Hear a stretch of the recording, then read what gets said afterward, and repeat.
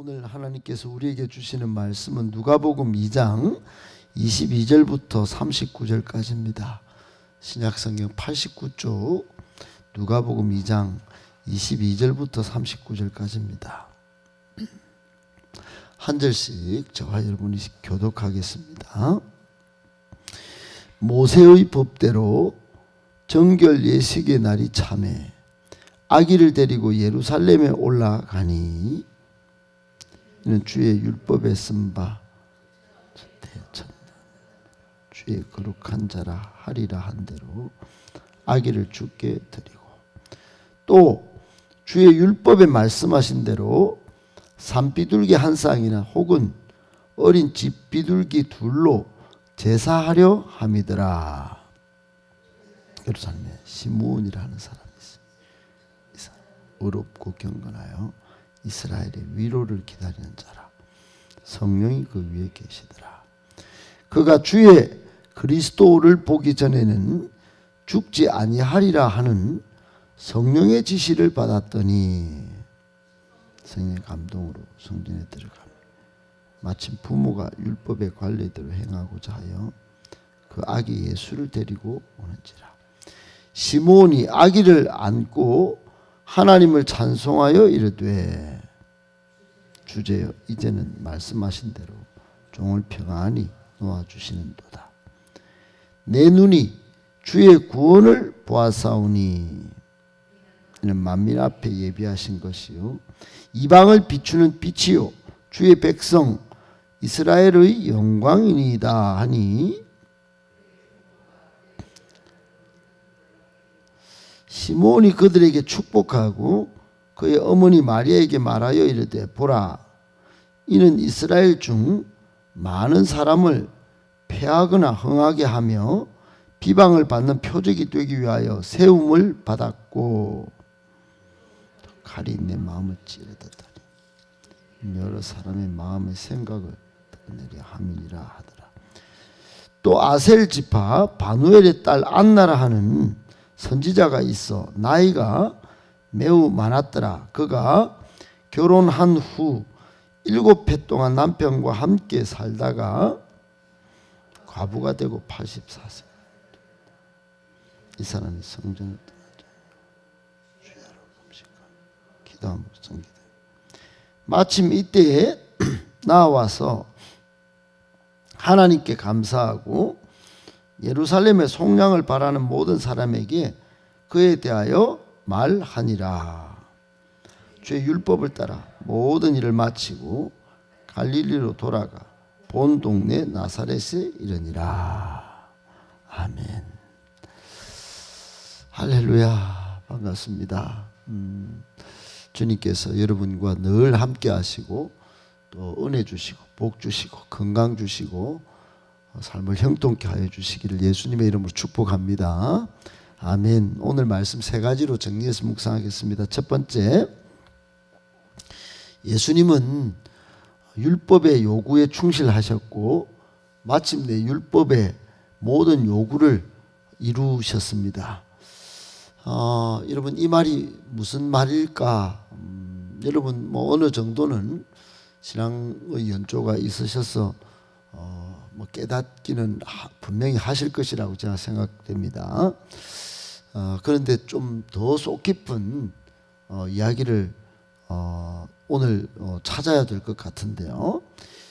이 말씀은 예수님은 율법의 요구에 충실하셨다. 이 말은 이런 내용이 있습니다. 이런 속 깊은 뜻이 있어요. 원래 우리 죄인은 죄된 인간은 하나님 앞에 나갈 수가 없어요. 그래서 하나님은 율법을 지키면 받아주고 또 관계를 맺도록 하셨어요. 그래서 이제 하나님께서 율법을 제정하셨죠.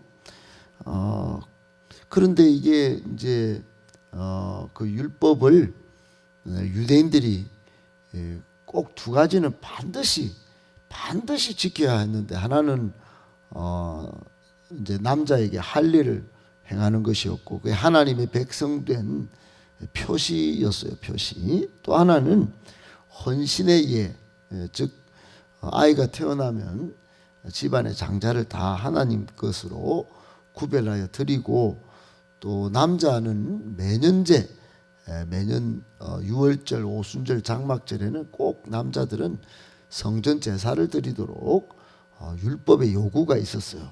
그래서 꼭 그것을 지켜야 했고, 그것으로 하나님의 백성이다, 이런 스스로도 또 가치 있는 동족들도 그렇게 받아들였어요.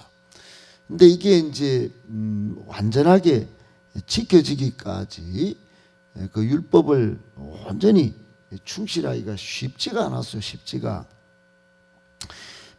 이 죄인의 속성을 가진 인간이, 여러분, 이걸 완벽하게 유대인들을 지키려고 했지만은 하나님 편에서는 이것을 완전하게 율법을 제정하신 그 완벽한 뜻대로 이룰 수 있는 인간이 하나도 없었다, 이 말입니다.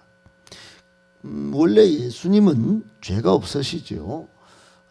예수님은 성령으로 말미암아 동정녀에게서 탄생하시고 죄에 오염되지 않은 순결하신 그런 분이셨죠. 율법을 오히려 삼위일체 하나님으로서 제정하시고 또 이스라엘 백성에게 수여하시고 그랬던 분입니다. 율법 위에 계신 하나님이시죠. 하나님, 성자 하나님. 그런데 이 유대인으로서 지켜야 할 율법의 요구에 따라서 지금 여러분 태어난 지 8일 만에 21절에 보면 할례를 행했고, 지금은 또 모세의 법대로 정결 예식을 행하러 지금 절차를 밟고 계신 거예요. 예수님의 부모님들이 이 일을 이 예수님께 적용해서 그 충실하게 지금 그걸 따라 지금 올라온 겁니다. 거기에다가 24절에 보면 비둘기 제사를 드렸는데 성전에 올라오면 반드시 제사의 결례를 따라서 어떤 사람은 송아지로, 어떤 사람은 양으로, 염소로, 또 어떤 사람은 비둘기로 또는 곡식으로 이렇게 제사를 드려야 됐습니다. 속죄 제사를 다 드려야 하나님 앞에 나아갈 수 있게 되니까 그런 율법의 제정을 따라서 그렇게 했죠. 예수님의 가정은 굉장히 가난했던 것 같습니다. 송아지를 드려서 제사를 드릴 수 있는 입장이 안 되니까 비둘기로 드렸죠. 비둘기, 산비둘기, 집비둘기로 이렇게 예배를 드렸습니다. 그건 가난했다는 증표일 것입니다. 어떻든 이렇게 율법의 결례를 지킬 수 있는 분이 아닌데, 지켜야 되는 분이 아닌데도 죄인이나 그렇게 하지. 예수님은 순결하신 성자 하나님이신데 성령으로 말미암아 동정녀에게 탄생하신 분인데 지금 이처럼 철두철미 율법의 요구에 충실하셨다. 더더군다나 결국은 나중에는 자기 몸을 구속 사역을 위해서 완전히 십자가에 들이셨죠. 하나님의 모든 요구를 충족시키신 것입니다. 율법의 모든 요구를 십자가에서 죄인으로서 다 받아내신 것입니다. 여러분, 이렇게 해서 결국 왜 이렇게 하셨을까? 왜 예수님은 죄인도 아닌데 율법의 오히려 수요자이신데 이렇게 율법의 요구에 충실하셨고 율법의 모든 요구를 이루셨는가? 왜 그러셨는가? 왜? 그것은 이유가 있습니다. 그것은 우리로 하여금 자유케 하시려고, 우리로 하여금 죄로 인하여 하나님 앞에 나아갈 수 없는 그런 저희들을 하나님과 화목하게 하시려고 그렇게 하셨다, 이 말입니다. 여러분, 이것이 속 깊은 뜻이 얼마나 이게 깊고 또 큰 은혜인지 모릅니다. 여러분, 이게 은혜인 것입니다. 그러므로 이 은혜를 잊고 산다는 것, 이 은혜를 망각하고 감사를 표현할 수 없다는 것, 이거는 정말로 신앙인으로서는 없어야 될 이런 모습인데, 이게 오늘날 너무 일반화돼서 나타나고 있는 것이 문제입니다. 여러분, 눈앞에 보이는 것 때문에 비로 우리가 반응한다는 건 너무 천박한 신앙이에요. 예수님께서 죄가 없으심에도 불구하고 우리로 자유케 하려고, 하나님과 화목케 하려고 율법의 요구에 충실하셨다. 마침내 십자가에서 율법의 모든 요구를 온몸으로 받아내시고 이루셨다. 계속 묵상하면서 여러분 그 은혜에 반응하고 또 감사하며 살아가는 복된 성도님들 다 되시기를 예수님의 이름으로 축복합니다. 아멘. 두 번째, 마침이라 쓰고 전적 헌신으로 읽어야 합니다. 여러분, 오늘 본문에 마침이라는 단어가 몇 번 나오는데 제가 그걸 같이 은혜 나누고자 하는 것이에요. 오늘 27절에 보니까 시므온이라는 아주 경건한 사람이 그때 당시 2000년 전에 있었는데, 예수님의 부모님이 이제 성령의 감동으로 이제 성전에 들어오실 때 이 시므온이 있었어요. 마침 그때 이 시므온과 예수님의 부모가 짠 하고 만났습니다. 만나가지고 시므온이 아기 예수님을 안고 이제 막 하나님을 찬송하는 사건이 딱 생기는데, 그때 쓴 단어가 마침이에요. 마침 예수님의 부모가 율법의 관례대로 무슨 행하려고 이렇게 왔다가 시므온을 만났다. 마침. 그리고 저 밑에 가보면은 38절에 보면 마침 이때에 나와서 하나님께 감사하고, 안나가 나오면 여자 선지자 안나가 마침 14살쯤에 결혼을 해서 7년 남편하고 살다가 한 21살 때부터 이제 남편이 죽어버렸죠. 이제 사별한 겁니다. 과부로서 무려 84년 동안 과부로 사는데, 계산해 보니까 지금 나이가 한 105살 정도 이렇게 된 여인이에요. 얼마나 피부가 쪼글쪼글하고. 그런데 이때까지 버틴기다가 지금 드디어 아기 예수님을 만난 겁니다. 마침 이때에 아기 예수님이 탄생했다는 소식을 듣고, 야, 이게 진짜 이스라엘 백성이 이제 죄에서 속량을 받을 때다, 어둠에서 빛으로 나올 때다, 이렇게 생각하고 사람들에게 말을 하고 하나님께 감사했다. 여러분 38절에 그렇게 나오죠. 하나님께 감사했다. 마침 그랬다는 건데, 이게 여러분 우리는 이게 마침이라고 쓰여진 걸 이거 마침이라 읽고, 이 사람들, 이 두 사람 시므온과 안나가 성전에 또 예수 그리스도의 초림에 전적으로 헌신하고 있었다, 이렇게 받아들여야 된다, 이 말씀입니다. 전적 헌신. 여러분, 우리 신앙생활에 하나님의 필연, 하나님의 전적인 역사가 있다는 걸 얼마나 우리가 신뢰하며 살까요?